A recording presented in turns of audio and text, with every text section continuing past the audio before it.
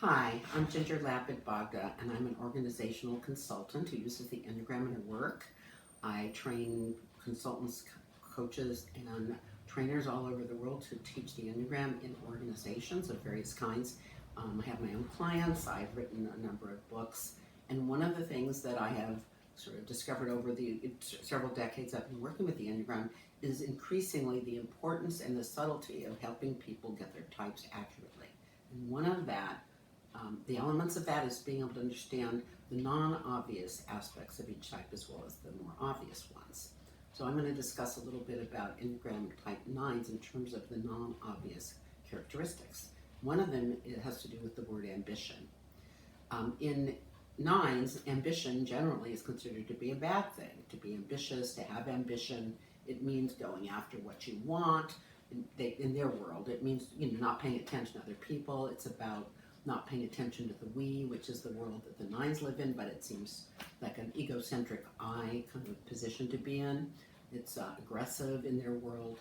And the issue is, though, that 9s are ambitious just like anybody else, and in some ways they may be more because their ambition is thwarted. So if they can understand that ambition is actually stepping into leadership, it's stepping into their power, it's stepping into being able to manifest, it has a whole different experience for in the 9's world and their capabilities. The second area is their complexity, in the terms of their mental complexity. What's obvious is that 9s see all different points of view and can understand why you might think this and somebody else thinks this and try to find common ground. But that very same mind is also good at putting together different aspects of different complex areas to put them together in some sort of a whole that actually makes some sense. It's connected. So, for example, I'm not very good at astrology, and we can believe it or not believe it, but I can't remember everything. I'm not a 9, and I can't hold it. And then when there's different forms of astrology, it's too complex for my mind to hold. But many 9s, and I'm not saying all 9s, but this is an example, can hold the multiple aspects of different astrological systems together and have it make great sense to them.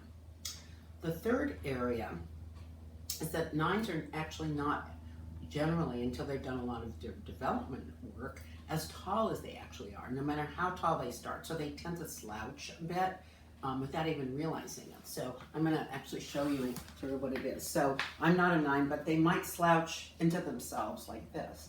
And so what I do is I work with them and I say, okay, don't try to change your posture, but find your height. Your height is where, this is from the work of Wendy Palmer, but define not just with 9s, but find your height from the center of your head and allow yourself to be in your height. That allows 9s, anybody, but really great for 9s, to sort of be in their height without having to change very much. It just feels very, very different. So they have a much taller aspect, elegant aspect to them, and that's where they can get more embodied and then they're really get a sense of their somatic power and embody their bodies more fully by finding their height. So thank you. This is what I have to share about 9s. I hope that it's been helpful.